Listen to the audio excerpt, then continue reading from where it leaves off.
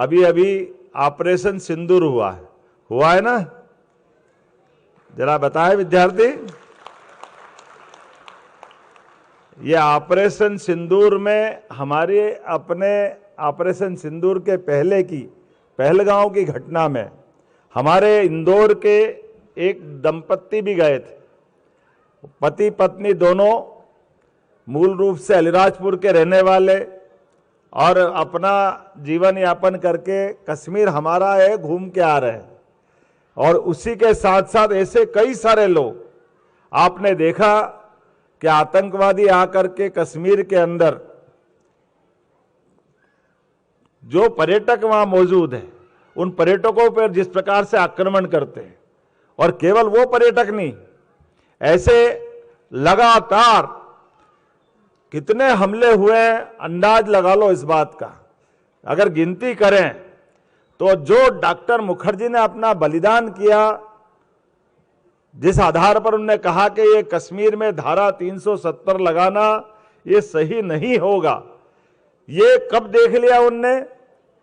जब देश की आजादी के बाद नेहरू जी के माध्यम से इस धारा 370 का जन्म हुआ, और धारा 370 के कारण से उसकी गंभीरता के बलबूते पर कभी आप कल्पना करो आपने अपने खुद के जीवन से कि कोई चीज देश के मामले में आपको गलत लगे, और गलत लगने के बाद आमतौर पे क्या होता कि नहीं जमा तो छोड़ दो, ऐसे ही होता है ना, या नहीं जमा तो छोड़ने के बजाय अपनी जान की बाजी लगा करके भी पूरे देश का ध्यान आकर्षित करना है।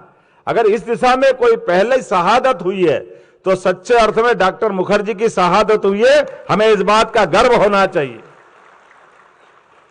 जिनने कहा कि ये जो धारा 370 लगी है, यह धारा 370 कल को कलंक साबित होने वाली है।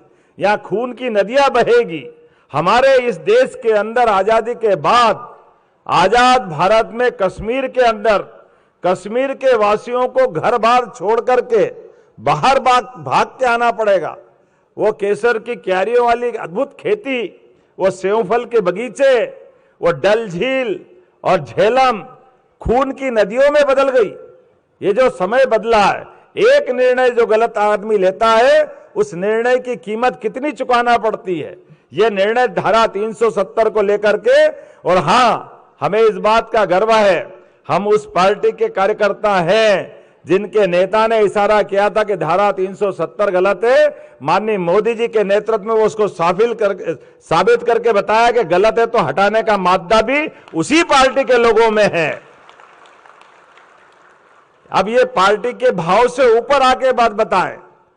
पार्टी का तात्पर्य देशभक्ति से होना चाहिए, क्योंकि लोकतंत्र के अंदर ऐसे कोई भी जहरीले बीज अगर लगा दिए गए हैं और उससे पनपने वाला पौधा अगर पनपेगा और दूर से लोग तमाशा देखेंगे तो भगवान भी माफ करने वाला नहीं है। ये एहसास कराने का काम डॉक्टर मुखर्जी ने किया है।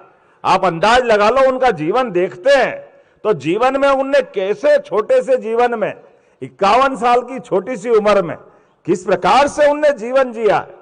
लोकतंत्र के लिए हमको ये भी याद रखना पड़ेगा कि लोकतंत्र तो हमको 1947 में हमारी देश की आजादी मिली है और लोकतंत्र मिला है, लेकिन आजादी के लिए इस देश ने 1000 साल के आसपास पृथ्वीराज सिंह चौहान के बाद से इस देश में दिल्ली की सत्ता पे हमारे स्थानीय नेतृत्व का या स्वदेशी के भाव वालों का लंबा संघर्ष रहा है। जब 1000 साल की अपनी गुलामी का लगभग काल रहा है, उसमें यह बात सही है कि गुलामी से लड़ने वाले नायक महाराज शिवाजी, महाराणा प्रताप, ऐसे कई स्वनाम धन्य बड़े बड़े नाम मिलेंगे, लेकिन समूचा देश जब आजाद होता है तो देश के आजादी के बाद आजादी के इस देशवासियों की दृष्टि क्या होना चाहिए, वो दृष्टि देने का काम किसी ने किया है तो डॉक्टर मुखर्जी ने किया है। हमें इस बात का गर्व है।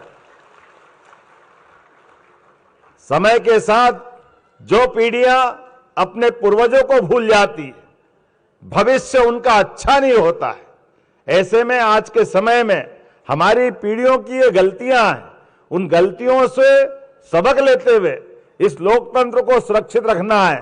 तो सुरक्षित रखने के लिए हमको ऐसे महापुरुषों को भी याद रखना पड़ेगा